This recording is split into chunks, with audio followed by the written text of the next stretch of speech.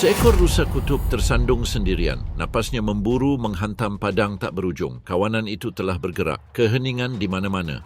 Hanya dipecahkan oleh geraman pelan singa-singa betina. Mata terpaku, otot-otot menegang. Dalam sekejap rumput patah. Cakar-cakar menancap, debu mengepul dan rusa kutub itu jatuh. Untuk satu nyawa yang hilang, banyak nyawa lain yang diselamatkan. Inilah migrasi besar dari Serengeti ke Masai Mara. Di sini setiap langkah adalah upaya bertahan hidup. Badai pertama melanda dataran Dutu. Petir menyambar langit hitam, guntur bergemuruh di cakrawala. Hujan turun deras membasahi debu vulkanik. Dalam beberapa hari, tunas-tunas hijau bermunculan di antara tanah yang kaya abu. Rumput kembali tumbuh dan bersamanya kehidupan pun bergejolak. Rumput membawa nasib kawanan ternak dan pemburu. Tampaknya tak ada pergerakan, tak ada migrasi, tak ada kelangsungan hidup. Hampir 1/4 juta zebra, Equus quagga, bergerak maju. Gigi mereka yang tumpul merobek rerumputan kasar, membuka jalan bagi rusa kutub yang mengikutinya. Mereka membersihkan lahan sebelum rusa kutub menyerbu masuk. Di antara mereka, seekor anak kuda mengambil langkah pertamanya yang tidak pasti. Namun rumputnya tinggi di sini. Di kejauhan, seekor singa betina mulai menguntit. Rendah diam, setiap otot tegang dia menunggu pembukaan. Anak kuda itu berjalan lamban, bulunya yang bergaris-garis kabur dalam silau ratusan di sekitarnya. Mata predator itu berkedip, berjuang untuk mengunci ke satu tubuh dalam kekacauan garis yang bergeser. Kemudian ia menyerang. Debu meledak, kuku bergemuruh, kawanan itu bereaksi sebagai satu. Para ibu menutup barisan, kuda jantan berputar dengan tendangan keras untuk menakuti hiena yang mengintai. Anak kuda itu berlari untuk hidupnya, garis-garisnya menyatu dengan rekan-rekannya. Untuk sesaat, singa betina itu menatapnya. Kemudian kawanan itu bergerak. Konsentrasi predator itu rusak. Anak kuda itu menghilang dalam silau, ditelan oleh garis-garis, diselamatkan oleh kebingungan dan kecepatan. Dia hidup di hari lain. Saat debu mereda, kawanan berkumpul kembali. Induk-induk kuda mengelus anak-anaknya, menenangkan mereka dengan ringkikan lembut. Kuda jantan itu berputar lebar, telinganya tegak, mendorong anak-anak kuda yang tertinggal kembali ke arah kelompok. Anak kuda itu bersembunyi lagi di balik tubuh dan garis-garis yang aman. Pagi berganti siang, kuda-kuda betina menundukkan kepala untuk merumput, mencabik-cabik rerumputan kasar dengan gigi tumpul. Anak-anak kuda itu meniru induk mereka, menarik-narik tunas-tunas hijau. Di sela-sela gigitan, mereka berhenti sejenak, saling merawat dengan gigitan yang hati-hati. Inilah yang menyatukan harem zebra. Seekor kuda jantan untuk beberapa kuda betina. Di siang hari, panasnya menyengat. Kawanan berkumpul di sebuah sumber air. Kepala-kepala menunduk, moncong-moncong mengaduk permukaan, tetapi beberapa selalu tetap waspada. Ekor berdesir, telinga berputar, mata mengamati cakrawala. Bahaya tak pernah jauh. Buaya mengintai di bawah, singa meringkuk dalam bayang-bayang, dan zebra-zebra masih minum. Ketika bayang-bayang memanjang, mereka bergerak lagi. Kuda jantan memimpin, ingatan mengarahkan jalan yang diukir oleh generasi-generasi sebelumnya. Zebra adalah garda depan migrasi. Gigi mereka mengiris rerumputan tinggi, menyisakan daun-daun yang lebih pendek untuk rusa kutub yang mengikutinya. Saat senja, mereka berkumpul di tanah terbuka. Anak-anak kuda berbaring di dekat induk mereka, sementara kuda jantan berpatroli di sekeliling. Hari berakhir seperti awalnya. Besok, perjalanan berlanjut. Setelah mereka, rusa liar, Conochaetus taurinus. Lebih lapar, lebih banyak, jumlah mereka membengkak hingga hampir 1,5 juta menurut data yang dikumpulkan oleh Taman Nasional Serengeti. Udara bergetar dengan panggilan mereka, rendah dan konstan. Sekitar Januari hingga Maret, ketika hujan turun dan rerumputan tumbuh subur, Anak sapi lahir di tanah yang lembab dalam jumlah puluhan ribu. Untuk sesaat mereka rentan, licin, dan gemetar. Seekor anak sapi mengambil napas pertamanya. Kakinya yang tipis gemetar di bawah tubuhnya yang kurus. Dalam beberapa menit ia berdiri. Dalam beberapa jam ia berlari. Bayi yang baru lahir membekas dengan aroma induknya. Setiap hari, anak sapi baru bangkit untuk bergabung dengan kawanan. Tubuh mereka tumbuh kuat di bawah bayang-bayang induknya, namun masing-masing adalah kesempatan bagi predator. Serigala menunggu di tepi rerumputan. Tawa hantu hiena terbawa angin. Singa berjongkok rendah, mata mereka tertuju pada yang paling lemah. Wildebeest muda belajar dengan cepat. Kawanan itu tak pernah berlama-lama. Setiap hari adalah siklus makan dan bergerak. Moncongnya menekan tanah, bibirnya mencabut tunas-tunas sebelum tumbuh tinggi. Ribuan wildebeest merumput serempak menyapu bersih dataran. Di belakang mereka, zebra meninggalkan tangkainya dan rusa memangsa ujung-ujungnya yang empuk. Predator tak pernah jauh. Mengetahui hal ini, kawanan itu tak pernah beristirahat lama. Air mengatur setiap langkah.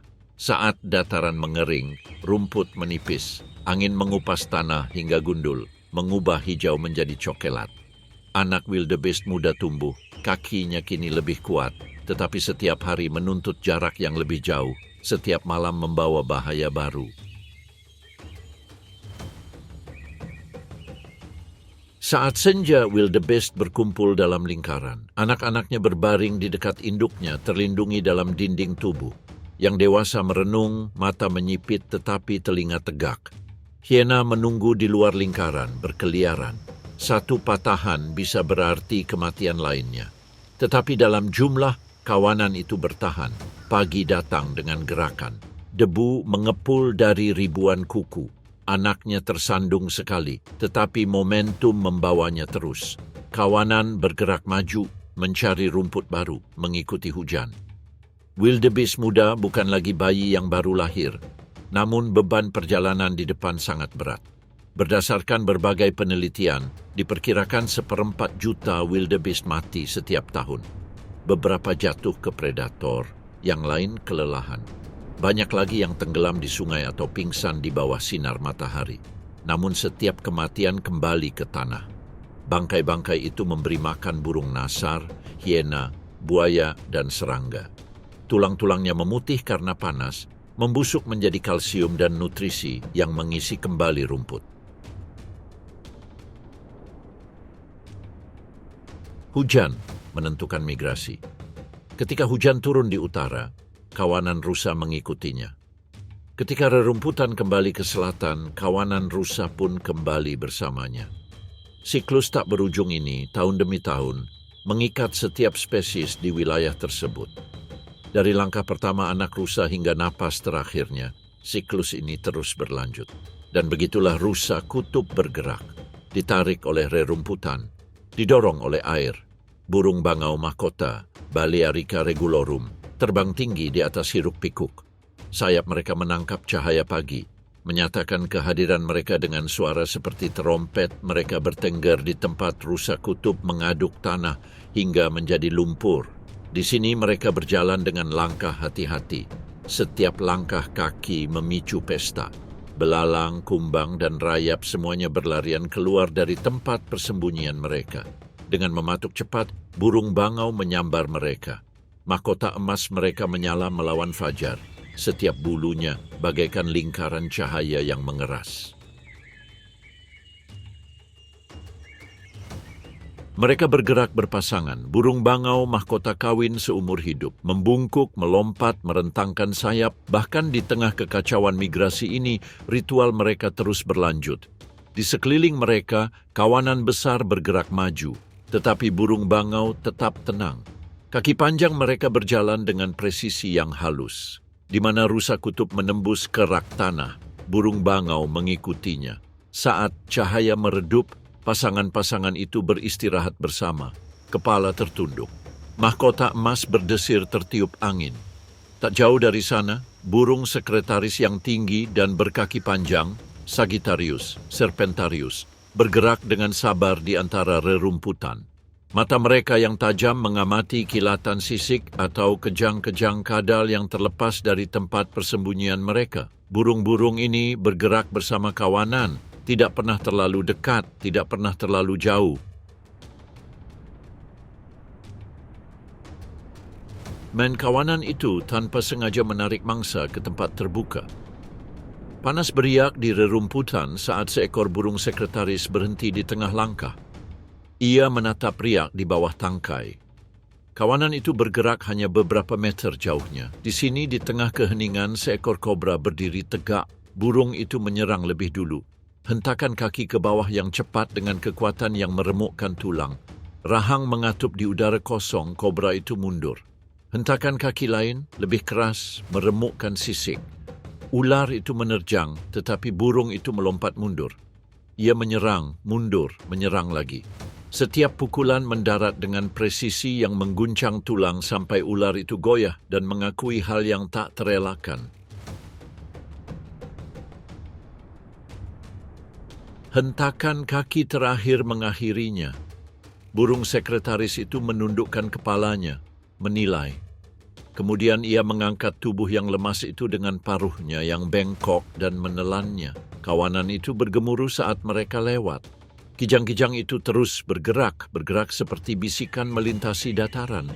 Hampir 400.000 individu, menurut angka yang diberikan oleh Taman Nasional Serengeti, mengikuti kawanan itu, menggigit tunas-tunas lunak yang terekspos oleh pemakan rumput yang lebih besar. Kecil dan ramping, Kijang Thomson, Eudorcas thomsoni, tetap berada di daerah terbuka. Mereka menghindari tempat berlindung yang tinggi di mana penyergapan menunggu. Anak-anak mereka lahir dalam pengasingan, dekat dengan tanah selama berhari-hari. Induk-induknya kembali hanya untuk menyusui, tanpa meninggalkan jejak aroma bagi para pemburu yang mengintai. Rusa Grant, Nanger Granti, lebih tinggi, bertanduk lebih panjang, dan lebih menyukai medan yang lebih kering. Mereka sering berlama-lama di tempat rusa liar lewat. Kesabaran ini memberi mereka kebebasan dari persaingan. Namun ada harga yang harus dibayar. Mereka lebih terekspos, lebih kesepian, dan lebih mudah terisolasi. Di tempat yang airnya langka, mereka terus mencari makan dari semak-semak dan rerumputan keras yang ditinggalkan singa-singa lain. Di hadapan dataran luas, para predator mengawasi. Seekor singa betina, Panthera leo, menurunkan tubuhnya ke rerumputan. Bulunya menyatu sempurna dengan kabut keemasan bumi. Setiap otot menegang. Matanya terpaku pada kijang yang terlalu jauh dari kawanan. Ia menunggu, berhati-hati agar kehadirannya tidak kentara. Kemudian, dengan dorongan tiba-tiba, ia menyerang. Kijang itu melarikan diri, berkelok-kelok putus asa. Tetapi barisan singa betina telah menutup. Dari rerumputan, 2 ekor singa betina menyebar, membentang seperti sayap untuk memotong rute pelariannya. Setiap belokan yang dilakukan kijang hanya mendorongnya semakin dalam ke dalam rencananya. Jari-jari kakinya mengarahkan dengan presisi. Di belakang mereka, seekor singa betina lain menunggu saat kepanikan akan menghentikan ritme kijang. Sesaat kijang itu tampak akan melarikan diri. Namun singa-singa betina menyesuaikan diri, merapatkan barisan, mempersempit corong. Lompatan terakhir mengakhiri pengejaran dengan teriakan tertahan dan kepulan debu. Singa jantan menunggu terpisah dari perburuan. Surainya membubung tinggi bak api di atas rerumputan. Ia tak lari, ia tak mengejar. Namun ketika kijang jatuh, ia adalah yang pertama dalam antrean untuk pesta. Ia menurunkan moncongnya lebih dulu. Gigi-giginya mengatup di atas daging yang hangat. Setelah selesai, singa-singa betina mengklaim bagian mereka. Saat matahari terbit tinggi dan panas beriak di atas dataran, kawanan singa menyebar di tempat teduh. Perut naik turun dengan napas lambat. Anak-anak singa menghentakkan ekor mereka dengan riang. Perburuan telah berakhir untuk saat ini dan pencernaan menuntut ketenangan. Setiap singa betina membersihkan cakarnya dengan lidah, mata setengah tertutup. Ketika anak-anak singa bangkit kembali, bangkai menjadi pelajaran mereka. Cakar-cakar kecil menggores kulit tebal, gigi-gigi susu menarik urat, mempelajari seni membunuh secara mini. Mereka menggeram pura-pura marah, mempraktikkan dominasi yang suatu hari nanti akan mereka butuhkan. Kebanggaan itu mengawasi tetapi tidak ikut campur. Ini sekolah mereka.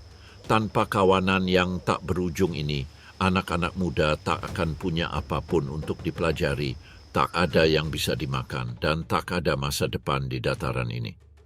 Singa dengan cemburu menjaga wilayah kawanan di hamparan sabana ini. Rerumputan melengkung di bawah cakarnya. Pepohonan memiliki tanda surainya. Lubang-lubang air membawa aromanya. Tanda-tanda ini memperingatkan para penyusup. Setiap auman menggetarkan bumi, mengguncang dedaunan, dan menggerakkan kuku-kuku yang jauh. Namun, sebuah bayangan mendekat. Seekor jantan lajang berkeliaran di dekatnya. Jantan kawanan itu merasakannya. Raungan bertemu auman. Sang penantang berputar. Ketegangan berdengung di antara kawanan. Anak-anak singa berjongkok. Singa betina membungkuk siap tetapi menunggu. Lalu, sebuah tabrakan. Bahu bertemu bahu. Cakar merobek sisi tubuh. Rahang menggigit leher. Sang penantang menyerang dengan putus asa.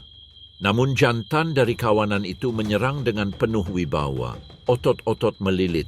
Berat yang luar biasa. Ia menyerang, menjatuhkan, dan menghancurkan. Si penyusup tersandung melengkungkan punggungnya merasakan sakit yang menusuk. Ia hancur dan melarikan diri, berdarah, kalah. Kebanggaan itu aman hari ini.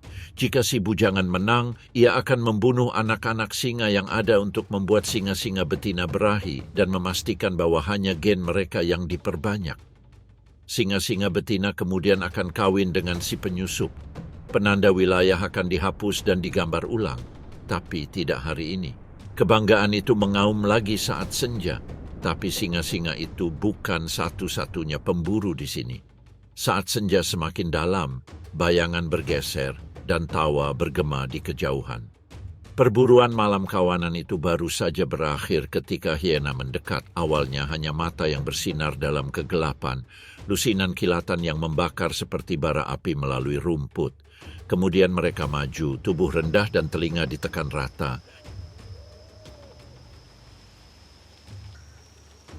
Tawa mereka tumbuh dengan setiap langkah. Hiena tidak perlu menyerang lebih dulu jika mereka bisa menyerang terakhir. Klan matriarkal hingga 80 individu menyebar di Serengeti, membayangi singa, cetah, dan macan tutul. Malam ini, selusin singa betina membentuk cincin pertahanan di sekitar mangsanya. Tetapi hiena tidak takut. Faktanya, keseimbangan kekuatan telah bergeser. Kalah jumlah hampir 3-1, singa betina menjadi gelisah.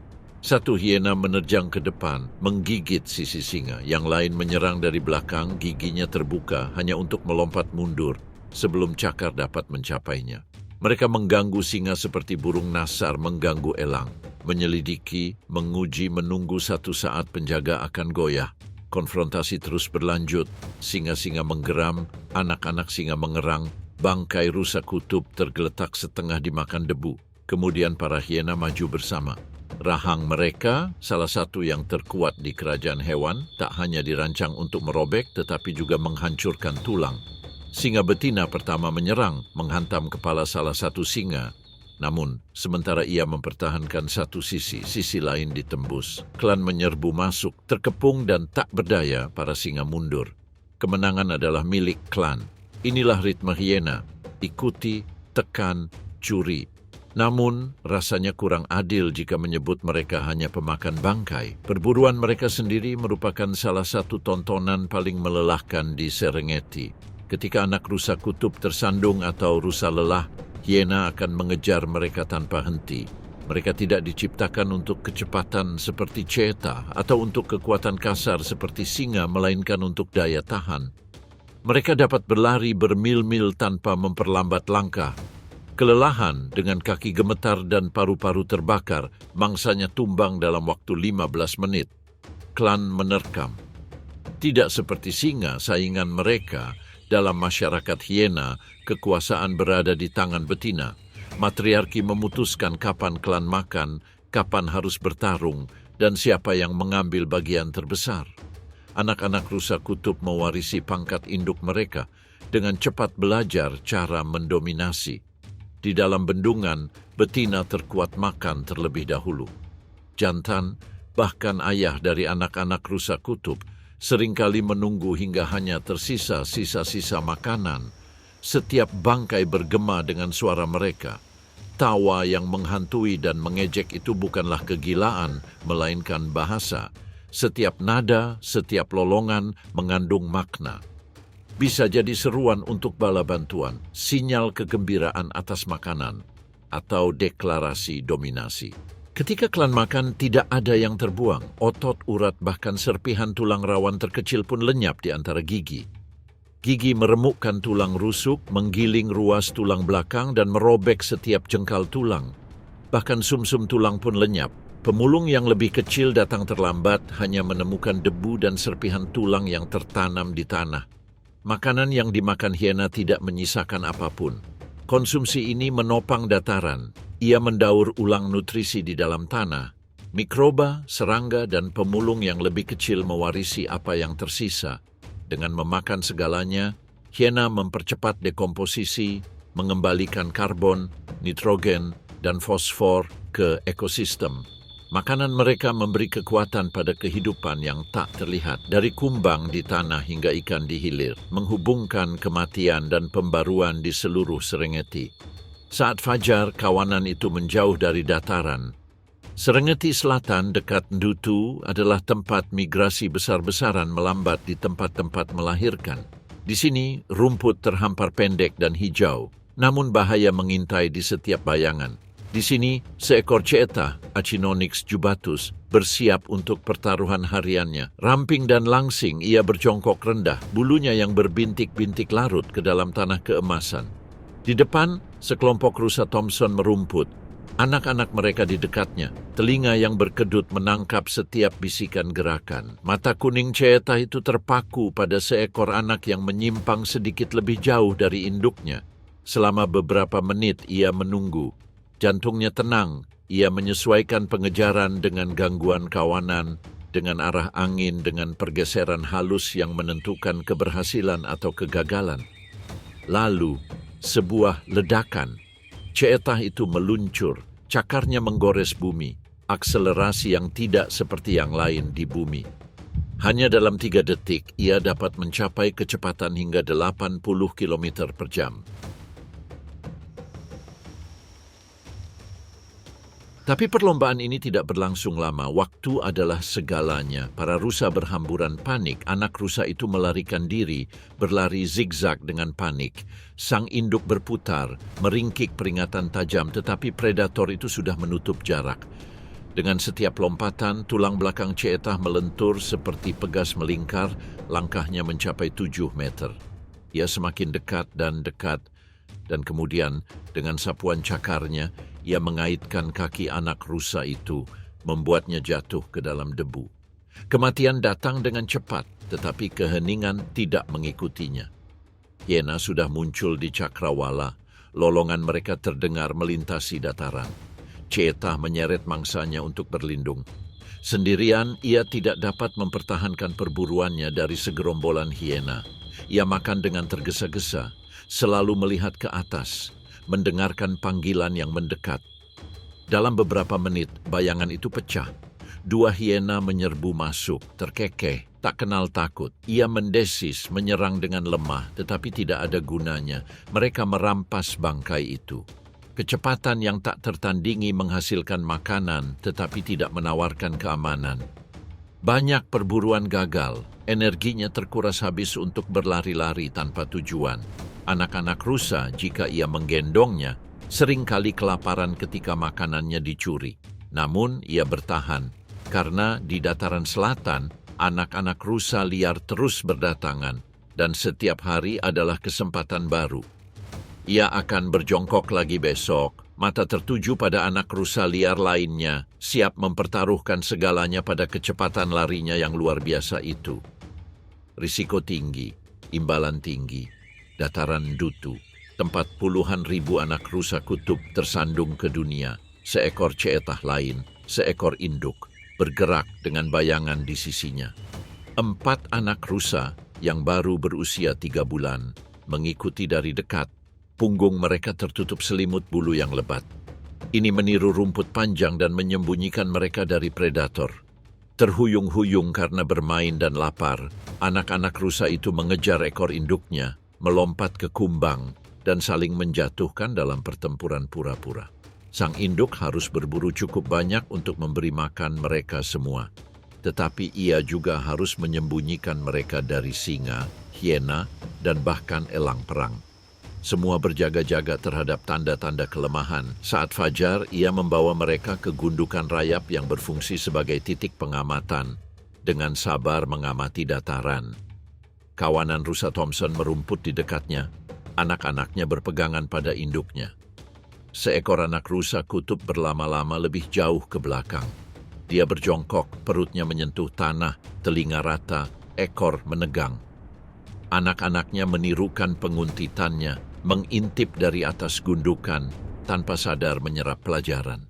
Kemudian penguntitannya dimulai, setiap kaki diposisikan seolah-olah tanah akan mengkhianatinya. Anak-anaknya menunggu, mata terbelalak saat ibu mereka berlari. Anak rusa liar itu melarikan diri.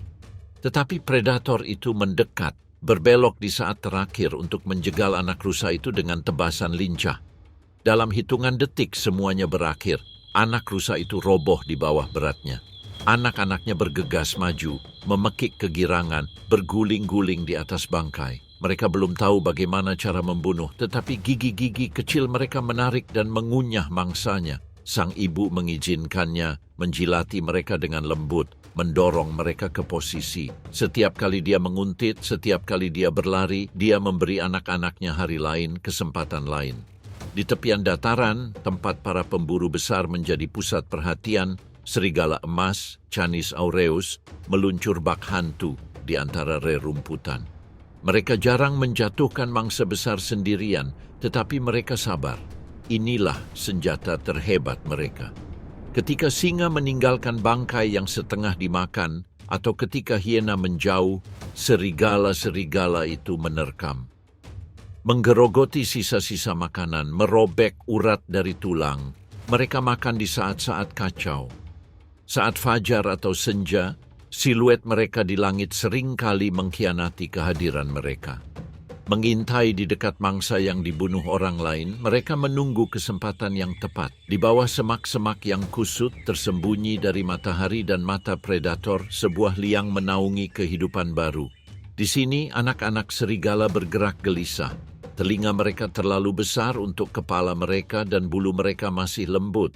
Induk serigala kembali dengan sisa-sisa makanan yang dicuri dari malam sebelumnya. Mereka menyimpannya di pintu masuk.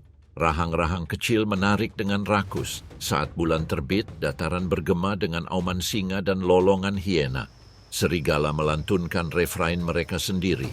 Tak jauh dari tempat serigala berkeliaran, teriakan babun menggema di antara rumpun akasia dan hingga ke dataran. Primata ini berada di perbatasan yang sulit antara predator dan mangsa. Kecerdasan mereka membuat mereka berani sekaligus waspada.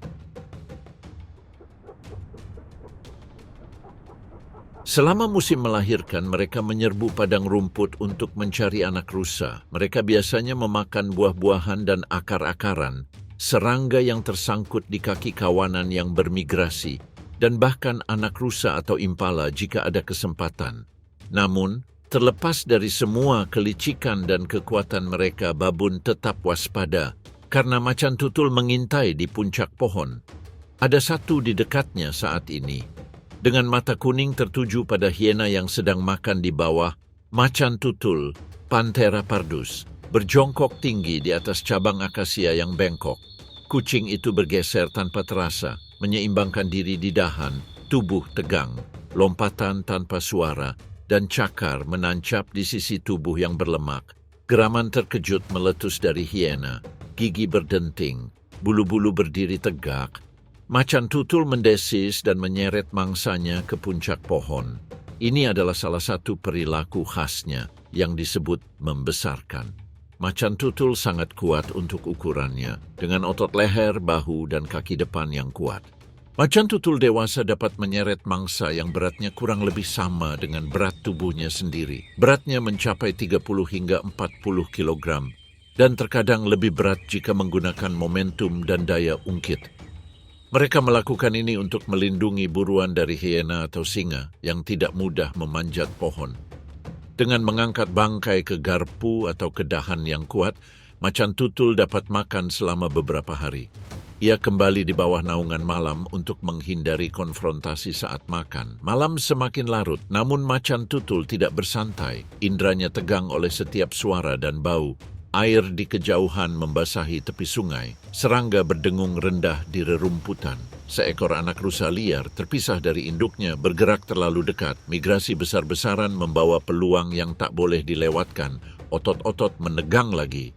Cakar diam, mata terpaku, macan tutul meluncur menembus bayangan. Dengan lompatan terakhir yang tepat, ia mengamankan buruan baru, makan dengan efisien, melahap daging, dan hanya menyisakan sedikit untuk para pemakan bangkai. Tulang-tulang retak, sumsum diekstraksi, bahkan sisa-sisa urat pun lenyap. Tipis di siang hari, bulu macan tutul kini berlumuran debu, darah, dan lemak.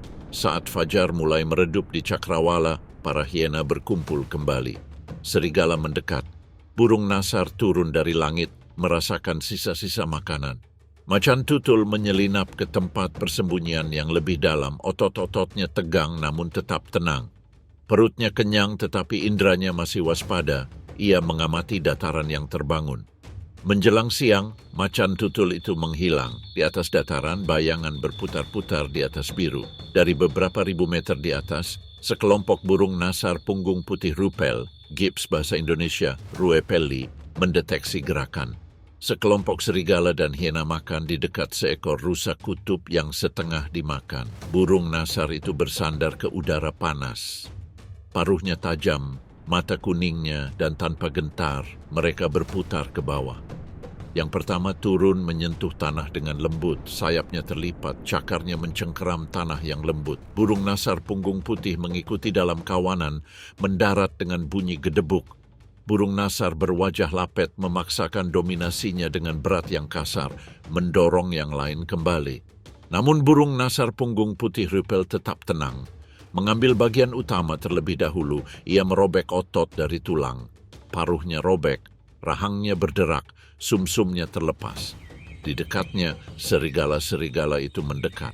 Hiena-hiena itu berhenti. Burung nasar punggung putih itu naik sedikit, berputar-putar, lalu mendarat lagi di atas sisa-sisa yang tak tersentuh. Penerbangannya memaksa pemulung lainnya untuk mundur. Burung nasar berkerudung yang lebih kecil menunggu di tepian, mematuk sisa-sisa makanan, membersihkan apa yang ditinggalkan burung nasar punggung putih. Burung nasar punggung putih makan, menelan, dan naik kembali ke langit mencari bangkai lain. Panas mengangkatnya lebih tinggi saat tengah hari mendekat. Dari atas, ia menyaksikan hiena berebut sisa-sisa makanan. Sebuah serangan menukik turun. Serigala berhamburan. Burung nasar berwajah lapet mendominasi apa yang tersisa di tanah. Burung nasar punggung putih naik lagi, membiarkan panas mengangkatnya berputar kembali di jalur migrasi. Setiap bangkai yang dikonsumsi mempercepat daur ulang nutrisi. Ia juga memberi makan serangga, ikan, dan mamalia yang lebih kecil. Ini memastikan bahwa energi mengalir secara efisien melalui ekosistem. Saat matahari terbit, burung nasar punggung putih meluncur di atas dataran, mencari mangsa yang tertinggal atau mangsa baru. Sayapnya terbentang, terbangnya tanpa usaha, ia tidak terburu-buru. Macan tutul, hiena, serigala, semua di bawah membentuk tanah. Namun wilayah kekuasaan burung nasar punggung putih adalah udara. Menjelang sore hari, lingkaran burung nasar itu melebar. Ia meluncur ke selatan, terbawa arus termal melintasi sungai dan dataran. Bangkai-bangkai di bawahnya tinggal tulang belulang. Hanya serpihan urat yang tersisa. Saat senja tiba, burung nasar punggung putih itu berputar ke atas. Di bawah, dataran-dataran itu sunyi. Hidup dan mati terus berlanjut. Begitu pula migrasi. Kecil, cokelat, dan tampak biasa-biasa saja, burung pelatuk tidak seperti burung nasar hidup dari yang hidup. Burung-burung ini adalah mitra simbiosis. Mereka saling berpegangan di punggung saat kawanan burung bergemuruh melintasi dataran. Paruhnya yang panjang mencabuti kutu, kutu busuk, dan parasit lainnya dari kulit. Namun hubungan mereka tidak sepenuhnya baik. Burung pelatuk lembu juga menjelajahi luka, meminum darah yang mengucur dari luka tersebut. Hal ini membuat luka tersebut terbuka lebih lama daripada yang seharusnya sembuh. Namun keseimbangan ini mendukung kelangsungan hidup. Tanpa perawatan mereka yang tak kenal lelah, kawanan akan menderita serangan parasit yang lebih parah. Dengan mata tajam dan cepat membunyikan alarm, burung pelatuk lembu menjerit ketika singa berjongkok di rerumputan atau hiena berkeliaran terlalu dekat. Teriakan mereka menggema di antara kawanan dan membuat ratusan hewan bergerak. Peringatan seekor burung dapat memicu penyerbuan yang menyelamatkan puluhan nyawa. Jika burung merawat tubuh yang mati dan kulit yang hidup, serangga juga ikut bertanggung jawab. Yang paling penting di antara mereka adalah kumbang kotoran yang berkembang biak selama migrasi. Ketika rusa kutub membanjiri dataran, mereka meninggalkan tumpukan kotoran. Kumbang kotoran mengubahnya menjadi harta karun. Dengan kekuatan yang mencengangkan, mereka mengukir bola-bola kotoran hingga 50 kali berat badan mereka, menggelindingkannya di tanah. Beberapa menguburnya sebagai cadangan makanan, sementara yang lain menyiapkannya sebagai ruang berkembang biak bagi anak-anak mereka. Di bawah tanah, bola-bola ini melepaskan nutrisi kembali ke bumi. Ini memperkaya rerumputan yang kelak akan menjadi makanan bagi generasi baru rusa kutub dan zebra. Di sekitar bangkai, lalat berkerumun dalam gumpalan hitam pekat. Dalam beberapa jam setelah kematian, mereka menutupi sisa-sisa bangkai, bertelur yang menetas menjadi larva. Larva ini melahap daging dan kemudian bermetamorfosis menjadi dewasa. Akhirnya, rayap mengklaim apa yang tersisa ketika semua rayap telah selesai. Mereka menggerogoti tulang-tulang yang memutih karena sinar matahari, menggilingnya menjadi bubuk kaya kalsium. Kerja keras mereka yang tak henti-hentinya bahkan mereduksi sisa-sisa yang paling keras menjadi debu. Mereka memulihkan mineral dan mendistribusikannya kembali di dalam tanah. Namun tidak semua kematian tetap di darat, sungai-sungai pun menuntut balasannya. Ketika kawanan rusa kutub bergerak ke utara dan mencoba menyeberangi sungai Grumeti dan Mara, banyak yang tak pernah berhasil. Mereka tenggelam dalam remuknya tubuh-tubuh atau tersapu arus yang terlalu kuat untuk dilawan. Beberapa hari kemudian, bangkai mereka terdampar di tepi sungai atau menumpuk kusut di tengah sungai. Untuk bangau marabou, Leptoptilos crumenifer, ini adalah nasib yang suram, tinggi, berkepala botak, dengan mantel bulu yang compang-camping dan paruh seperti belati. Mereka mengapung di antara pemandangan pembantaian. Mereka jarang membunuh sendiri. Sebaliknya, mereka datang untuk memakan setiap bangkai. Kaki mereka yang panjang membawa mereka ke tengah pesta. Dengan terjangan paruh mereka yang berat, mereka menusuk daging atau menyeret sisa-sisa yang ditinggalkan oleh yang lain. Mereka berkumpul dalam jumlah lusinan di tepi perairan ini, melahap bangkai selama berminggu-minggu. Kepala mereka yang telanjang berlumuran darah saat mereka menggali jauh ke dalam bangkai. Di bawah permukaan, bangkai rusa kutub menjadi santapan lezat bagi ikan lele dan nila di antara penghuni air lainnya. Bermulut lebar dan berwajah berjanggut, ikan lele adalah predator oportunistik yang gemar memakan bangkai. Mereka menerkam rusa kutub yang tenggelam, mencabik-cabik dagingnya dengan gigitan yang kuat. Nila, yang lebih terbiasa memakan alga dan detritus, ikut berpesta, melahap jaringan yang lebih lunak. Setiap bangkai melepaskan banjir protein ke sungai. Arus membawa nutrisi ini ke hilir, menyebarkan makanan jauh melampaui lokasi pembantaian. Serangga air juga diuntungkan oleh pemandangan mengerikan ini. Lalat dan nyamuk bertelur di bangkai yang terendam. Larva mereka merayap di atas daging dan tulang saat membusuk. Lalat kadis dan lalat capung berkembang biak dengan memakan sisa-sisa makanan. Nimfa capung yang bersembunyi di tepian berlumpur memanfaatkan pesta tersebut, melahap larva serangga kecil yang berkembang biak di air yang kaya nutrisi ini. Amfibi seperti kata dan kodok juga mendapat manfaat. Mereka memakan ledakan serangga tersebut. Jumlah mereka meningkat dan seiring bertambahnya jumlah mereka, suara paduan suara malam yang terdengar dari tepi sungai pun ikut meningkat. Namun, kehidupan bawah laut ini juga tak luput dari perhatian di atas. Bangau abu-abu, Ardea cinerea, berpatroli di perairan dangkal, paruhnya yang tajam siap seperti tombak. Mereka berdiri seperti patung di sepanjang tepi sungai.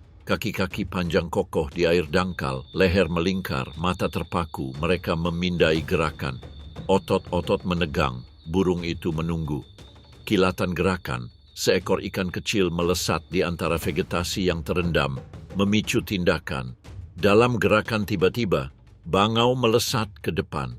Lehernya melebar dan paruhnya menusuk dengan presisi yang mematikan. Ikan itu tertusuk dan dengan cepat ditarik dari air. Bangau itu melemparkan kepalanya ke belakang, menelan mangsanya utuh-utuh.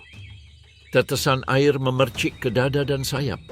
Bulu-bulu mengembang untuk keseimbangan. Bangau-bangau muda mengawasi dari perairan dangkal di dekatnya. Dengan kikuk mencelupkan paruh mereka. Mereka sering gagal menangkap mangsa. Namun bangau dewasa makan dengan ketenangan yang luar biasa, memanfaatkan arus, bayangan, dan sekilas mangsa di bawah permukaan. Sungai itu sendiri menentukan perilaku. Arus deras menarik ikan ke saluran tertentu. Gulma yang terendam menciptakan tempat persembunyian. Bangau beradaptasi, menyesuaikan postur, dan menyerang dengan setiap keputusan yang penuh perhitungan. Migrasi besar memperbesar peluang. Anak-anak burung yang tenggelam meningkatkan aliran nutrisi di sungai, menarik gerombolan ikan. Serangga air berkembang biak, muncul ke permukaan, menarik mangsa yang lebih kecil. Setiap riak, setiap pusaran air adalah sinyal bagi bangau. Predator bergerak di kejauhan. Buaya bersembunyi di bawah permukaan, hampir tak terlihat. Bangau merasakannya melalui riak-riak halus, menyesuaikan pola serangan dan postur untuk menghindari bahaya. Bahkan kedatangan hewan pemakan bangkai di sepanjang tepi sungai, seperti serigala atau burung nasar oportunis yang mematuk sisa-sisa makanan, tidak mengalihkan perhatian bangau. Fokusnya tunggal, mendeteksi, menyerang, menangkap. Dengan mengendalikan populasi ikan, bangau mencegah penggembalaan alga dan invertebrata air kecil secara berlebihan. Kehadiran mereka menarik spesies lain. Denyut nutrisi migrasi bergema melalui interaksi ini. Pada siang hari, bangau dewasa mundur ke tepian yang teduh atau pepohonan rendah beristirahat namun tetap waspada. Burung-burung muda terus berlatih menyempurnakan serangan, mempelajari arus sungai dan membaca riak-riak halus. Migrasi besar terus berlanjut. Air berdenyut dengan kehidupan dan kematian dan bangau-bangau mengimbanginya. Menjelang senja, bangau abu-abu berkumpul dalam kelompok yang tenang, bertengger di pulau-pulau di sungai atau cabang-cabang rendah. Setiap burung mengamati sungai untuk terakhir kalinya. Bersiap untuk istirahat malam, burung itu mengamati sekelilingnya dan menjaga inderanya tetap waspada. Besok denyut migrasi akan kembali dan perburuan akan dimulai lagi. Burung kingfisher melesat dalam kilatan biru dan coklat yang cerah melayang di atas permukaan sungai. Sayap mereka mengepak dengan gerakan cepat dan tepat, menangkap sinar matahari dalam kobaran warna. Mata gelap yang tajam mengikuti riak sekecil apapun. Dalam sekejap mereka menyelam, paruhnya membelah air dengan bersih, menangkap mangsa sebelum riaknya memudar. Tetesan air berhamburan seperti permata di bawah sinar matahari saat burung itu naik, penuh kemenangan. Mangsa kecil ditelan dalam sekali teguk. Dari bulu atau cabang yang menggantung rendah, mereka menundukkan kepala, memindai gerakan selanjutnya. Migrasi besar membawa peluang.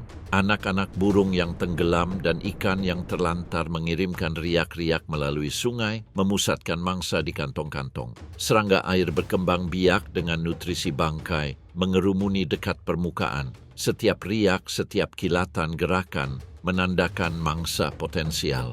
Burung kingfisher merespons dengan segera. Mereka melayang, menyelam, dan naik dalam siklus yang berkelanjutan. Penyelaman mereka tepat, sering kembali ke tempat yang sama ketika arus memusatkan mangsa di pusaran atau di sepanjang tepian.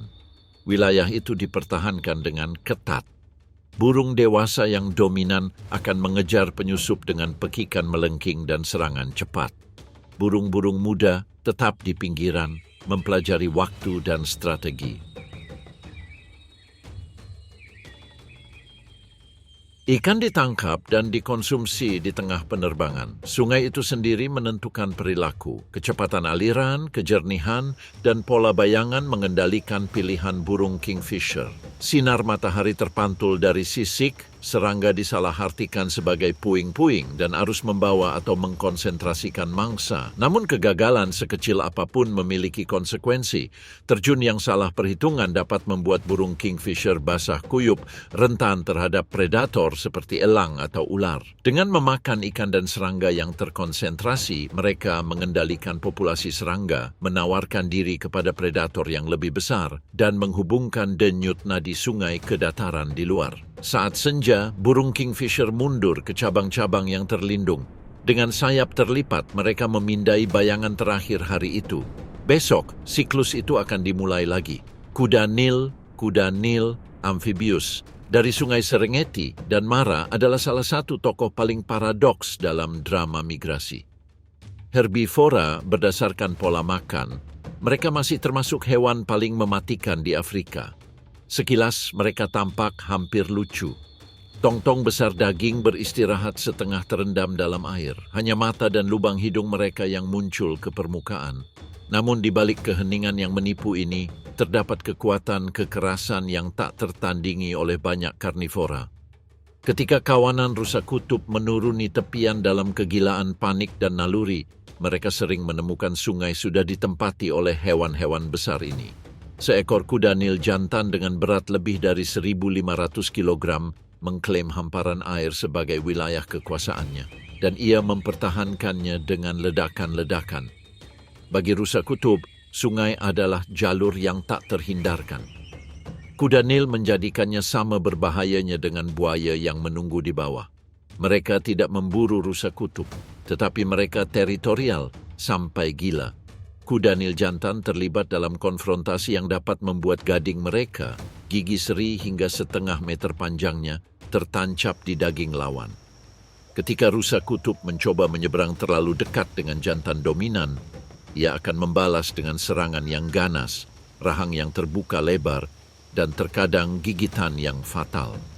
Namun, terlepas dari semua agresi mereka, kuda Nil juga merupakan spesies kunci di sungai. Setiap hari, mereka membuang kotoran ternak dalam jumlah besar ke sungai tempat mereka beristirahat, hujan bahan organik yang terus-menerus menyuburkan jaring kehidupan akuatik, ikan lele, nila, dan spesies yang lebih kecil yang tak terhitung jumlahnya memakan nutrisi yang dilepaskan. Populasi mereka meningkat seiring dengan kelimpahannya. Pada gilirannya, ini menopang burung pemakan ikan, buaya, dan bahkan manusia. Para ilmuwan menyebut kuda Nil sebagai insinyur ekosistem yang membentuk kembali siklus nutrisi di sungai-sungai Afrika Timur. Selama puncak penyeberangan pada bulan Juli dan Agustus, kuda Nil menjadi hambatan. Induk dengan anak-anaknya terjebak di antara rahang buaya dan amukan tak terduga dari kuda Nil teritorial. Di beberapa penyeberangan, puluhan rusa kutub diinjak-injak, ditenggelamkan, atau dihancurkan.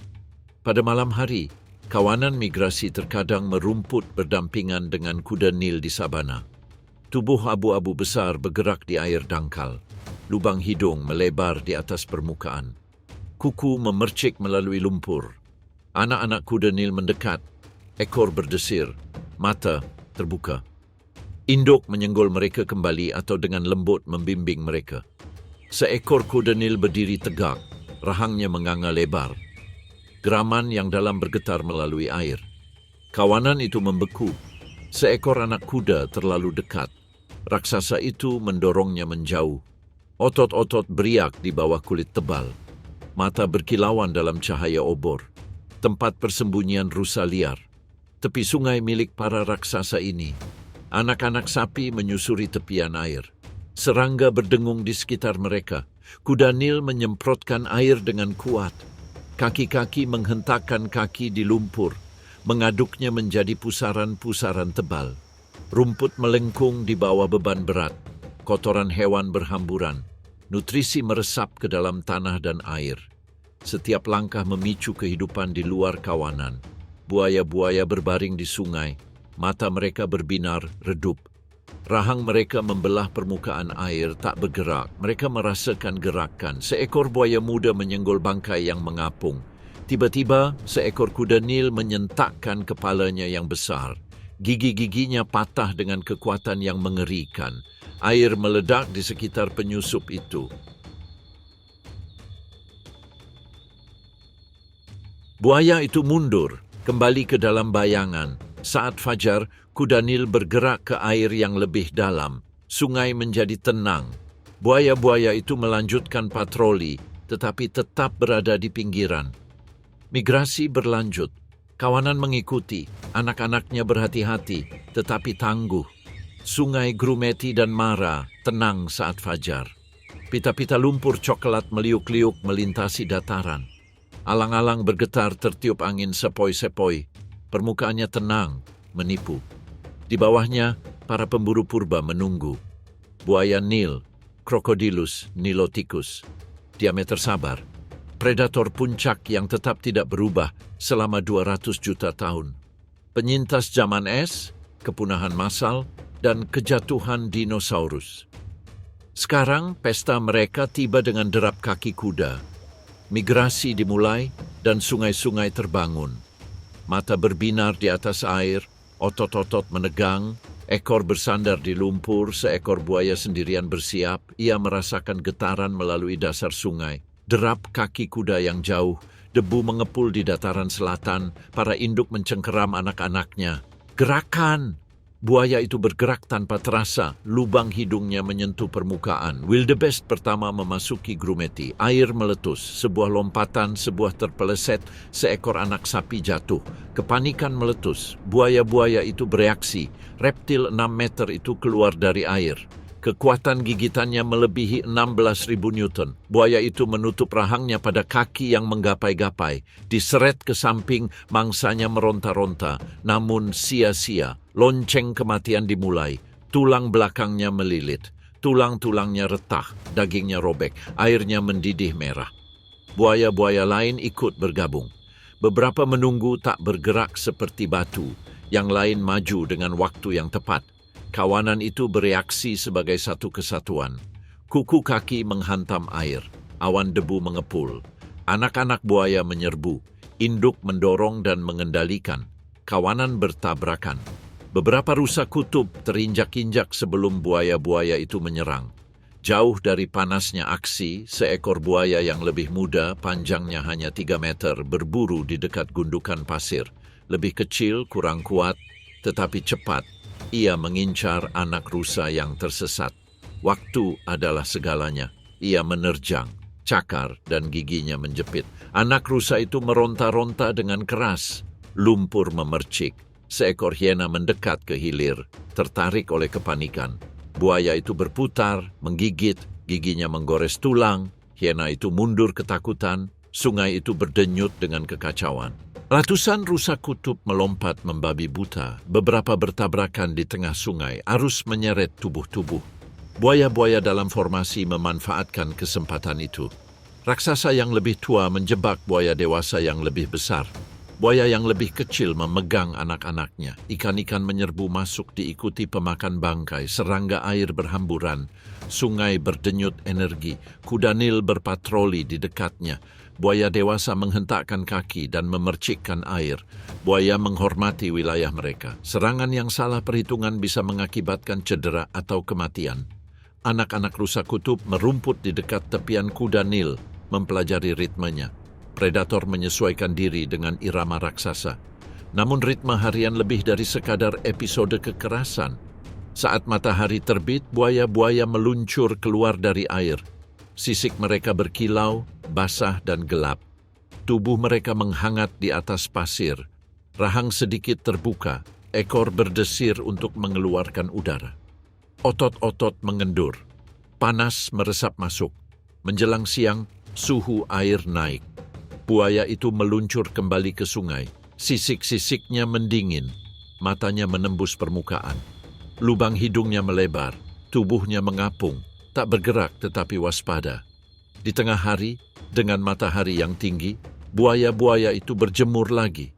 Pasir menyerap panas. Cakar depan mereka menekan ke bawah. Perut mereka menyentuh butiran pasir yang hangat. Mulut mereka terbuka lebih lebar. Penguapan mendingin. Suhu kulit menyeimbangkan panas internal. Di sore hari, reptil itu melayang ke tempat teduh di tepi sungai. Ekornya setengah terendam. Sisik-sisiknya lebih gelap di bawah air. Detak jantung melambat. Di sore hari, air mendingin. Buaya-buaya itu kembali ke tempat yang cerah. Otot-otot mereka meregang. Napas mereka teratur. Mata mereka memantau tepi sungai. Di malam hari, mereka mengapung lebih dalam. Hanya mata dan lubang hidung mereka yang berada di atas permukaan. Aktivitas otot minimal. Energi tertahan. Siap untuk fajar. Saat kawanan terakhir menyeberang, buaya-buaya itu tenggelam dalam bayang-bayang. Kembung atau kurus mereka kembali ke air yang tenang. Berbulan-bulan puasa menanti. Sungai itu tertidur. Kehidupan kembali berdenyut di dalamnya. Kelangsungan hidup, kesabaran, dan naluri tetap tak berubah. Saat kawanan gajah bergerak menjauh, Sungai Mara dan Grumeti kembali tenang. Tahun depan, migrasi akan kembali, dan bersamanya kehidupan akan kembali bergejolak.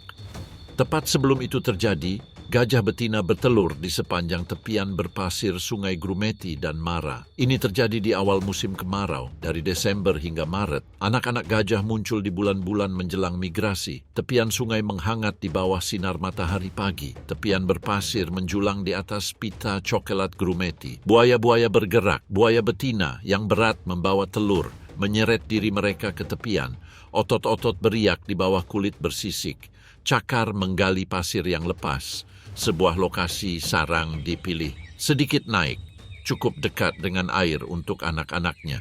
Cukup jauh untuk menghindari banjir. Ekornya mendorong pasir ke samping. Tubuhnya melingkar. Ruang telur digali dengan gerakan menyapu kaki depan. Satu kawanan dapat berjumlah 40 hingga 60 telur. Halus, lonjong, rapuh. Masing-masing berpotensi bertahan hidup. Setelah diletakkan, betina menutupi sarang. Pasir dan vegetasi menyembunyikannya dari predator.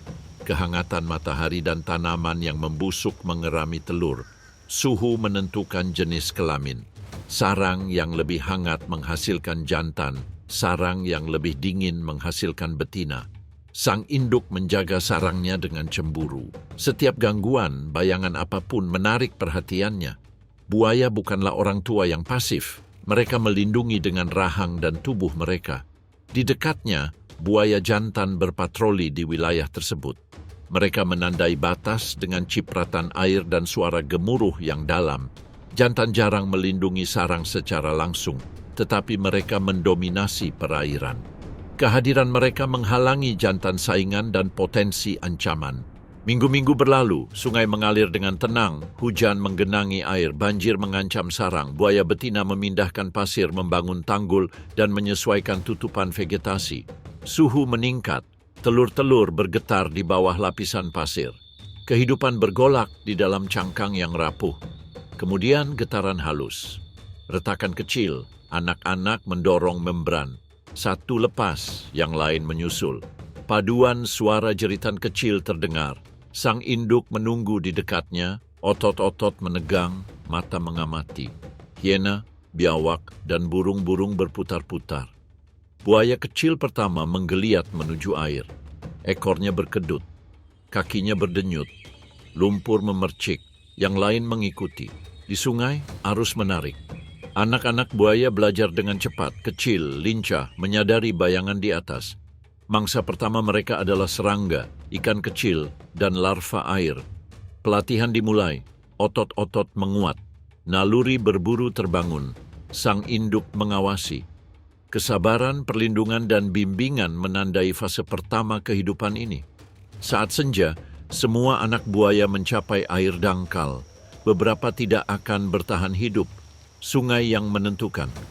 Melalui siklus ini, generasi buaya Nil lainnya muncul selaras dengan ritme migrasi. Sungai akan menyaksikan ratusan penyeberangan sebelum predator muda ini melakukan perburuan besar pertama mereka. Untuk saat ini, para penyintas kawanan buaya memanjat keluar, menggigil dan kelelahan di hadapan mereka terbentang Maasai Mara. Di sini gajah, Loxodonta africana, bergerak dengan otoritas yang tenang, matriarki membimbing. Gading berkilau, telinga berkedut, darah berdenyut melalui pembuluh darah yang luas. Setiap langkah menancap dalam ke bumi, mengirimkan getaran melalui tanah. Kawanan bergerak sebagai satu kesatuan. Anak-anak gajah bergoyang-goyang dengan kaki-kaki kecil. Para ibu memegang mereka dengan belalai yang melengkung. Anak-anak gajah menirukan orang dewasa, mempelajari gerakan, gestur, dan sinyal. Gemuruh rendah melayang di atas dataran. Infrasonik menempuh jarak bermil-mil. Kawanan itu merespons. Jeda halus, pergeseran berat badan, telinga berkedut. Bahaya atau keselamatan tidak penting bagi manusia, segalanya bagi kawanan. Jalan yang dibuat oleh generasi-generasi membimbing mereka. Kolam-kolam tersembunyi selama kekeringan. Dataran banjir yang aman untuk diseberangi. Pohon-pohon yang rindang. Semak-semak yang berbuah. Semua tersimpan dalam ingatan matriarki. Dia membimbing dengan pasti. Mereka melanjutkan tanpa ragu-ragu. Kelangsungan hidup mereka bergantung padanya. Debu membubung lebih jauh ke selatan. Migrasi semakin dekat. Ribuan rusa kutub muncul di cakrawala. Kuku-kuku kaki menghantam tanah. Guntur bergemuruh, bercampur dengan deru pelan gajah. Induk gajah berhenti. Para gajah dewasa mengatur ulang diri, mengapit dan memposisikan diri untuk melindungi anak-anaknya. Kuda Nil mengapung di kolam dangkal, mengamati. Buaya-buaya berbaring tak bergerak di saluran yang lebih dalam. Predator berhenti mengukur jarak, menilai risiko. Wildebeest bergemuruh di kejauhan. Gajah menyesuaikan diri.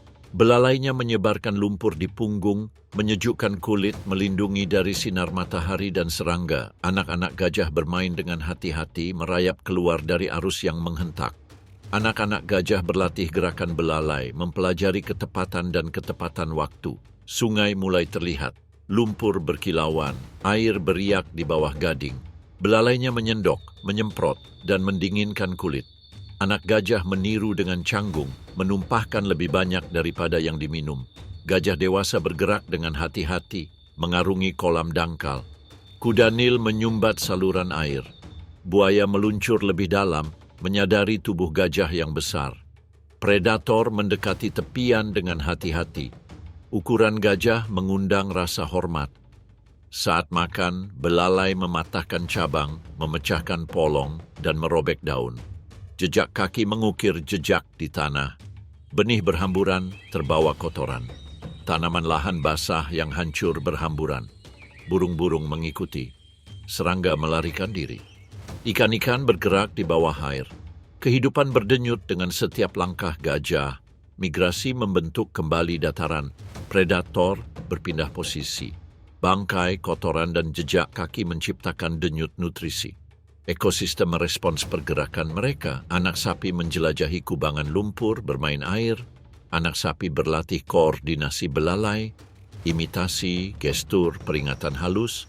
Matriarki terus mengawasi.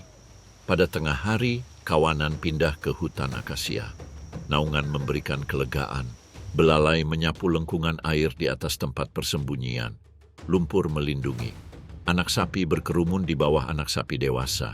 Predator juga menyesuaikan diri. Singa mundur ke bayangan. Hiena berhenti. Buaya menyelam lebih dalam. Bahkan pemulung yang lebih kecil pun memperhatikan. Terpisah dari keluarga yang dipimpin oleh matriarki, buaya jantan berkeliaran dalam kelompok bujangan. Seiring berlalunya hari, awan debu dari kawanan yang bermigrasi semakin dekat. Wildebeest dan zebra mengubah iklim mikro. Burung mengikuti, memakan serangga yang tergerak oleh pergerakan. Predator mengubah posisi mereka, mata waspada. Buaya menunggu di sungai, otot-otot menegang.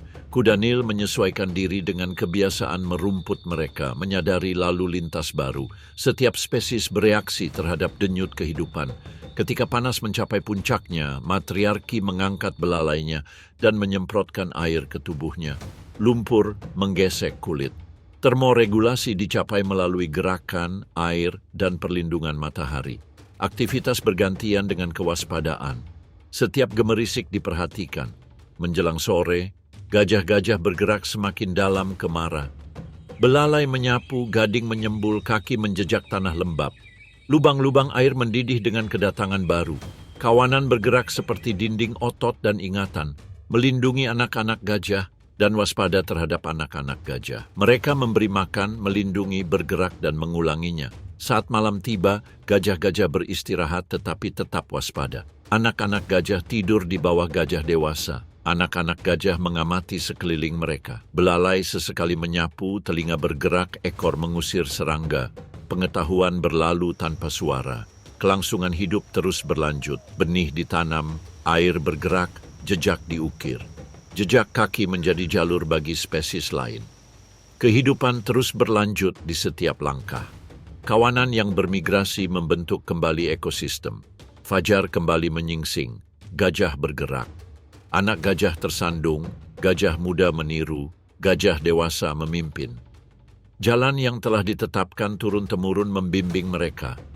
Siklus itu berulang, hari demi hari, tahun demi tahun. Sebuah menara hidup yang bergerak, jerapah Maasai, Girafa tipelskirci, berjalan di atas migrasi. Di bawah, rusa liar maju dalam gelombang pasang yang gelisah. Awan debu naik, kuku menghantam bumi. Namun jerapah bergerak lambat, merumput tinggi di kanopi akasia. Lidah, hitam seperti sutra, melilit duri dan daun. Cabang-cabang patah, daun-daun menghilang. Herbivora rumput berkerumun di bawah. Jerapah mengabaikan mereka. Ketinggian lebih dari sekadar keuntungan. Itu adalah peringatan. Jerapah mengangkat kepalanya. Ia berhenti, mengunyah berhenti. Otot-otot menegang. Sinyal beriak melalui rumput. Pemakan rumput yang lebih kecil segera merespons. Mereka tidak menunggu. Jika jerapah melarikan diri, mereka juga melarikan diri. Riak gerakan menyebar di dataran. Predator mengawasi, singa berjongkok, hiena berkeliaran, macan tutul membeku dalam bayangan. Penjaga raksasa mengatur kecepatan ketakutan. Anak sapi adalah kelemahan. Lahir di dataran terbuka, kaki gemetar, kepala nyaris tak mencapai bahu induknya. Mata terbelalak, mereka tersandung di dunia cakar dan taring. Singa, hiena, dan macan tutul tahu seekor anak sapi sendirian. Jumlah rusa liar dapat menenggelamkan predator, tetapi anak jerapah rentan. Seekor singa betina melihat peluang. Ia berjongkok, mata terpaku, mengatur waktu serangannya. Menunggu langkah yang salah, serangan datang tanpa peringatan. Kucing itu muncul dari rerumputan, rendah, cepat. Otot-otot beriak di bawah bulu yang halus. Debu mengepul di bawah cakar yang berdebar. Anak sapi itu tersandung, kaki-kaki menggapai-gapai, jantung berdebar kencang. Sang induk berbalik, kuku kaki menghantam bumi. Guntur menjawab predator. Badai kekuatan memancar keluar. Singa betina melompat, sebuah tendangan meledak, tulang melawan kekuatan. Sebuah bunyi berderak tajam seperti tembakan. Ia berguling-guling di debu, pukulan lain menyambar. Beberapa inci dari tengkoraknya, tertegun babak belur, ia terhuyung pergi.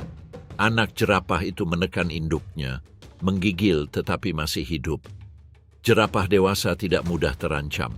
Hanya sedikit predator yang berani menyerang jerapah dewasa. Tendangan tunggal dapat mematahkan tulang, pukulan tunggal dapat mengakhiri perburuan, benturan tunggal dapat mengakhiri hidup. Singa menghitung, mengukur, dan ragu-ragu. Hiena berkeliaran di kejauhan. Macan tutul mundur ke dalam bayangan, dan jerapah maju tenang mengesankan tak tersentuh. Anak-anak jerapah terlindungi dalam bayangan cakar yang mustahil. Mereka membentuk daratan.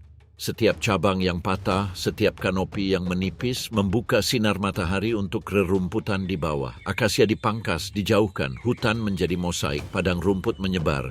Burung-burung bertengger di cabang-cabang yang patah.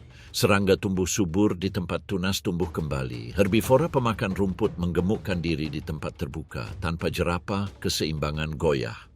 Hutan menebal, rumput memudar. Koridor migrasi kehilangan mata pencaharian mereka. Kehidupan itu sendiri membentuk dirinya sendiri berdasarkan pola makan mereka. Jerapah berkeliaran dalam kelompok-kelompok yang longgar. Jerapah jantan beradu dalam duel brutal. leher ke leher, otot menegang, tulang berbenturan dengan tulang, gema beriak di dataran, debu mengepul dari kuku, wildebeest bergemuruh lewat, anak-anak rusa mengamati, belajar, mengikuti induknya, anak-anak singa bermain di padang terbuka, mereka tersandung kaki-kaki kurus, lumpur menempel pada bulu pendek, belalai dewasa membimbing mereka, ajari mereka, lindungi mereka. Gerakan dicerminkan, sinyal dipelajari, kelangsungan hidup dikodekan dalam gestur, jentikan telinga, sapuan belalai, retakan ranting. Saat malam tiba, predator berhenti, tetapi kewaspadaan tak pernah berhenti. Singa dewasa naik di atas anak-anak singa yang sedang tidur. Kuku tertanam kuat, telinga berkedut pada gemerisik sekecil apapun, mata memindai gerakan. Cahaya bulan memantul dari mata, taring, dan dedaunan. Seekor singa betina berkeliaran di kejauhan.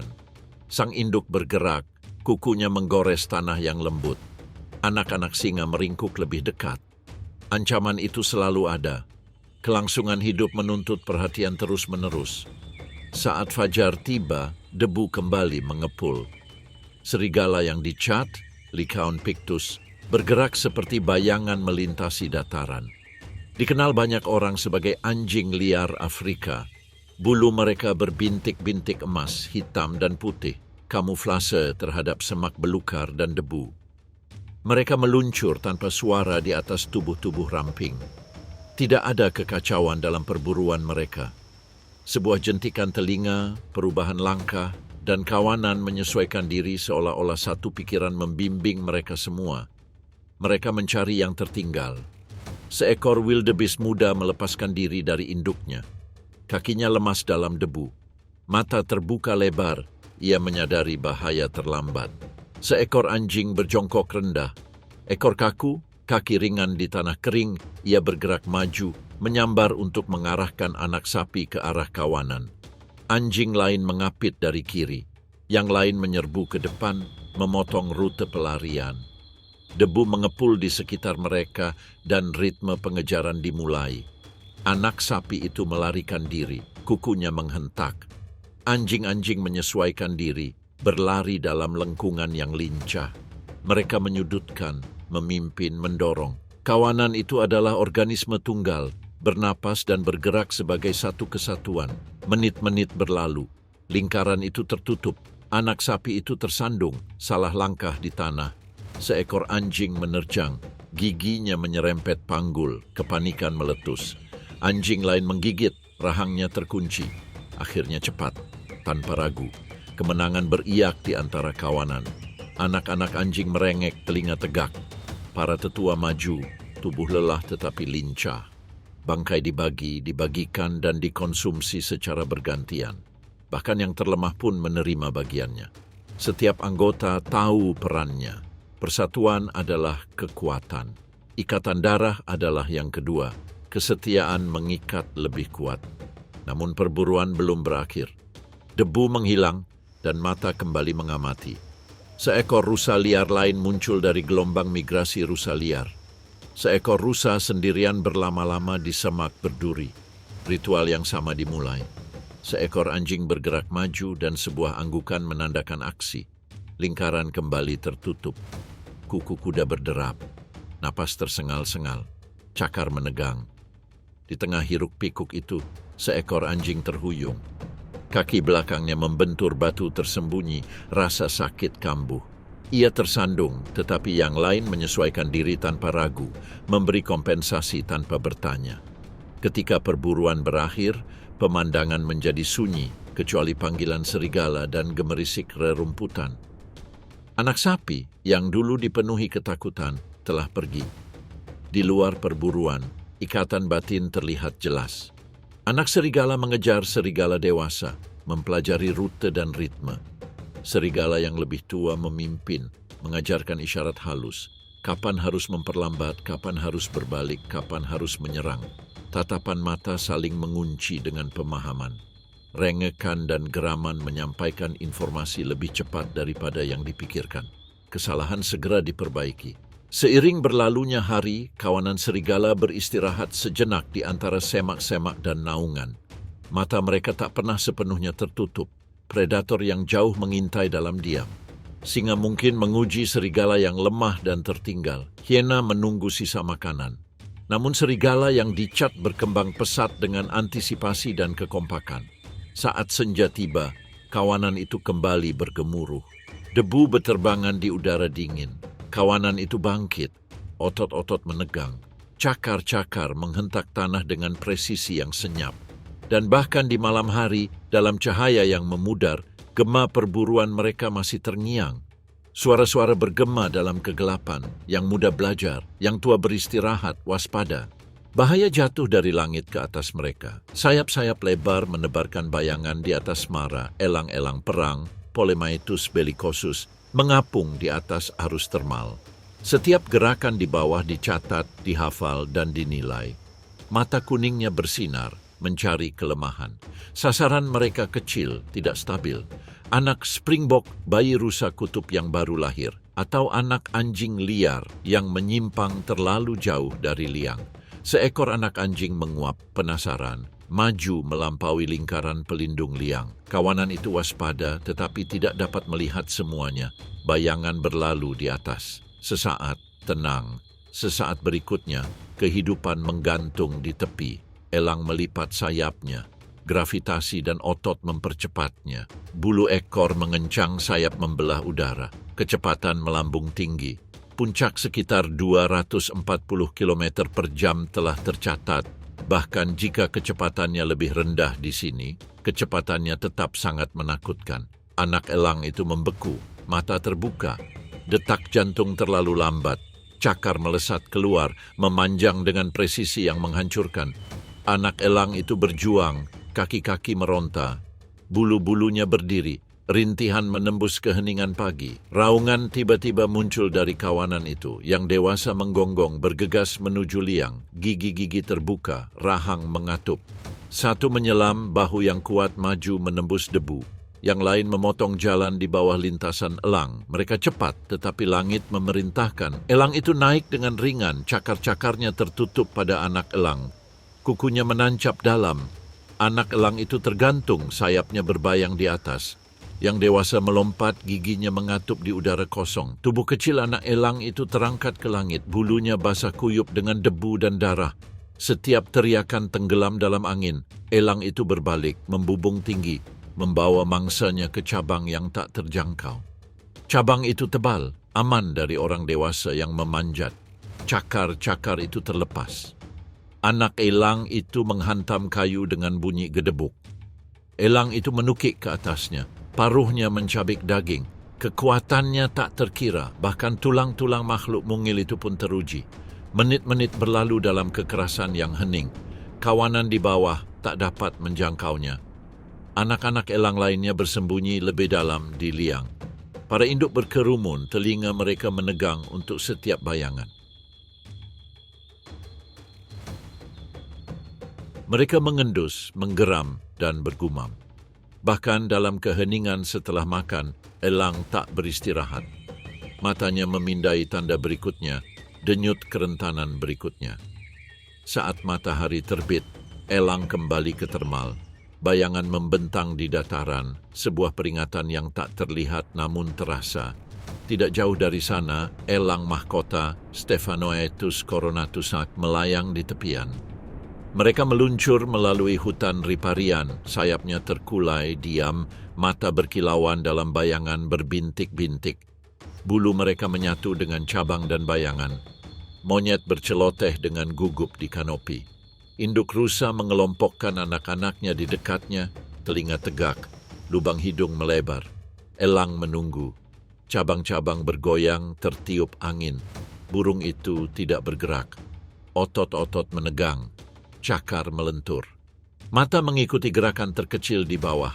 Monyet muda, rusa muda yang terlalu berani. Duiker memasuki tempat terbuka. Kemudian menyerang. Sayap terlipat, bayangan jatuh, kaki menukik ke depan, dan cakar mengiris udara. Monyet muda itu melompat, tetapi elang lebih cepat. Ia menangkap, melumpuhkan, dan naik. Bulu-bulu mencambuk udara, cabang-cabang patah saat naik. Mangsa bergerak, tangisan teredam di bawah cengkeraman yang kuat. Daun-daun berhamburan seperti konfeti, kilatan gerakan, dan ia pergi. Sarangnya menanti tinggi di atas, jauh di dalam tajuk, tempat bersarang ranting dan dedaunan. Anak-anak burung berkicau. Rasa lapar menggema dari sarang, sebuah perburuan, dan keluarga itu makan selama berhari-hari. Sang induk mendarat, cakarnya dengan lembut, namun tegas melepaskan mangsanya. Anak-anak elang mencabik-cabiknya, paruh-paruh kecilnya menyelidiki, naluri makan mereka semakin tajam di setiap gigitan. Bahkan di saat-saat istirahat, elang tidak bersantai. Ia bertengger, matanya mengamati semak belukar dan padang rumput yang terbuka. Anak-anak elang berlatih mengepakkan sayap di sarang, tak menyadari bahaya, sementara elang dewasa terus waspada. Setiap derit, setiap gerakan, setiap perubahan cahaya adalah sinyal. Saat senja tiba, elang meluncur ke dahan tertinggi. Anak-anak elang makan, hutan menjadi tenang dan sungai bergemuruh di bawah. Bahkan kawanan yang bermigrasi di dataran merasakan gema pemangsaan di kejauhan. Di ujung lain skala, luwak berlarian dalam pasukan yang gelisah. Tubuh ramping meluncur melalui rumpun-rumput, lubang hidung bergetar, mata cerah dan tak berkedip. Setiap gemerisik, setiap kilatan gerakan membuat mereka waspada. Satu berhenti, ia mengendus. Ia merasakan kumbang merangkak di bawah jejak kaki. Ia menerjang, rahang mengatup. Mereka berlari, zigzag, menghilang dan muncul kembali dalam hitungan detik. Tupai tanah menggali dengan presisi yang panik. Cakar kecil mereka membalik bumi, mengungkap benih, akar, dan serangga. Setiap potongan yang ditangkap adalah kelangsungan hidup. Namun bahaya tidak pernah jauh. Bayangan seperti elang terbentang di atas, cakar terentang, mata berkedip. Satu gerakan salah, satu lompatan yang salah perhitungan, dan pemburu mengklaim mangsanya. Tupai membeku, telinga berkedut, tubuh menegang. Mereka melesat kembali ke tempat aman di liang atau tempat berlindung dari rumput. Landak merayap ke senja, baju besi berduri mereka berdiri tegak. Hidung-hidung mereka menjelajahi bumi, mencari rayap dan larva kumbang. Duri-duri mereka menangkap sinar keemasan terakhir matahari, mengubahnya menjadi benteng yang kokoh melawan predator apapun yang berani mendekat. Setelah migrasi, kekacauan menjadi sumber makanan mereka. Rusa liar bergemuruh melintasi dataran mengusir serangga dari tempat persembunyian mereka. Jangkrik melompat dari rerumputan, kumbang lari dari jejak kaki, dan makhluk terkecil pun bergerak. Luwak menangkap apa yang berserakan. Landak melahap sisa-sisanya. Tupai tanah mengumpulkan biji-bijian yang digali dengan menginjak-injak kuku. Predator mengambil bagian terbesar. Makhluk-makhluk kecil mewarisi remah-remahnya. Namun kelimpahan itu cepat berlalu. Pesta tanpa akhir itu takkan bertahan lama. Pada bulan Oktober, hijaunya rerumputan mara memudar. Hujan kembali turun di Serengeti, dan rusa kutub merasakannya bahkan sebelum setetes pun jatuh. Kelelahan mencengkeram mereka. Tubuh-tubuh yang tercoreng oleh penyeberangan sungai, kulit yang terkoyak oleh cakar dan gigi, kuku yang retak oleh perjalanan tanpa akhir. Namun mereka bergerak lagi. Perjalanan ke selatan dimulai, menelusuri kembali sungai dan dataran. Mereka pernah menyerbu jalur ini dalam jumlah jutaan. Kawanan itu kini lebih kecil. Ribuan telah lenyap, diklaim oleh buaya, singa, kelaparan, dan penyakit. Namun gelombang kehidupan terus maju, didorong oleh irama hujan. Predator mengintai mereka. Singa mengikuti dari kejauhan, membinasakan yang tertinggal. Hiena berkeliaran dengan efisiensi yang brutal, menyelinap melalui bayangan senja. Di malam hari, udara dipenuhi dengan lolongan jauh, dan sedih dari rusa kutub yang terpisah dari induknya hanya untuk terdiam dalam ledakan kekerasan. Untuk setiap 100 yang bergerak ke selatan, satu jatuh memberi makan rantai kehidupan. Di atas mereka, pemakan bangkai meluncur. Burung nasar berputar dalam lengkungan lambat, tidak tergesa-gesa tetapi menunggu sabar seperti bayangan. Mereka juga bermigrasi ke selatan, di bawah serigala melesat masuk dan keluar dari gelombang kehidupan. Seekor anak sapi yang lemah tersandung, tulang rusuknya tercap di kulit. Serigala-serigala itu muncul hampir seketika, gigi-giginya berkilau, melolong serempak saat mereka mencabik-cabik anak sapi yang jatuh. Anak sapi itu hampir tidak punya waktu untuk menangis sebelum ia pergi. Tidak ada yang terbuang sia-sia. Daging, urat, tulang, semuanya didaur ulang kembali ke dalam tanah, kembali ke siklus yang tak pernah terputus. Pesta pemulung terakhir ini menandai kepulangan. Hujan akhirnya turun. Pertama di selatan, awan berkumpul membentuk tirai gelap menyambar kilat. Bau petrikor menguar dari tanah yang retak terbawa angin. Wildebeest mengangkat kepala seolah menjawab panggilan. Debu berubah menjadi lumpur dan tak lama kemudian tunas-tunas rumput bermunculan dalam semburat hijau. Kawanan yang letih dan menyusut itu tiba tepat waktu untuk menemukannya. Menjelang Desember, dataran kembali menjadi lautan hijau. Diperkirakan 250.000 wildebeest mati setiap tahun selama migrasi. Mayat mereka berserakan di sungai, dataran, dan sabana. Dalam sebuah studi, para peneliti menemukan bahwa melalui penenggelaman massal saja, bangkai wildebeest menyuntikkan lebih dari 100 ton karbon, 25 ton nitrogen, dan 13 ton fosfor setiap tahun ke dalam sistem Sungai Mara. Nutrisi ini kemudian dirangkai melalui jaring makanan. Tulang-tulang tersebut menopang biofilm mikroba dan ikan, sementara dekomposisi organik memperkaya kehidupan di hilir. Sementara itu, jutaan pon kotoran yang mengendap di dataran bertindak sebagai pupuk bergerak. Wildebeest merumput setiap hari dan meninggalkan kotoran kaya nutrisi yang mengangin-anginkan tanah dan mengembalikan karbon ke dalamnya. Kotoran dan urin mereka merangsang pertumbuhan kembali tanaman, mengekang rumput yang tumbuh terlalu tinggi, dan memadamkan kebakaran hutan. Ini membantu Serengeti menyimpan lebih banyak karbon daripada yang dilepaskannya. Tapi itu belum semuanya. Lebih dari 200 spesies predator dan pemulung bertahan hidup berkat denyut migrasi.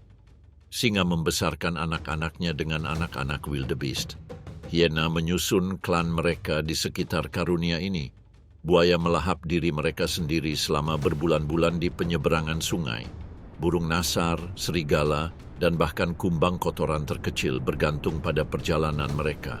Kawanan bukan hanya mangsa, mereka adalah fondasinya. Singkirkan mereka dan semuanya runtuh. Tanpa wildebeest, rumput akan tumbuh terlalu tinggi, api akan menyala tak terkendali, predator akan kelaparan, dan pemakan bangkai akan punah. Serengeti akan runtuh tanpa suara, namun wildebeest tetap bertahan. Didorong oleh naluri yang lebih tua dari ingatan, mereka terus berjalan, tahun demi tahun, generasi demi generasi. Anak-anak wildebeest yang lahir di bulan Februari akan berjalan di jalur yang sama dengan induknya di bulan Juni. Kuku mereka sudah menandai jalur yang sama melintasi sabana. Dengan setiap langkah kaki, setiap kematian, setiap kelahiran, Serengeti diperbarui. Selama kawanan kembali, selama hujan turun, migrasi besar akan terus bergemuruh.